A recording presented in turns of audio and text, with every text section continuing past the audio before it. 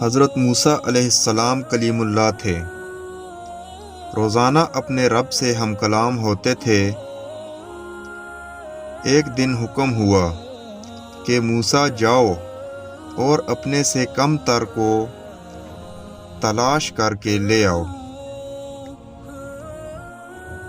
موسیٰ علیہ السلام نے حکم خدا سے ساری کائنات چھان ماری، لیکن اپنے سے کم کسی کو نہ پایا۔ شام کو خالی ہاتھ لوٹے اور اللہ پاک نے فرمایا،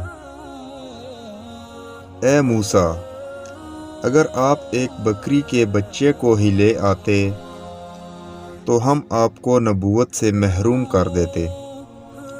کسی کو اپنے سے حقیر نہ سمجھو، کیونکہ اللہ نے ہر کسی میں کوئی نہ کوئی خوبی رکھی ہے۔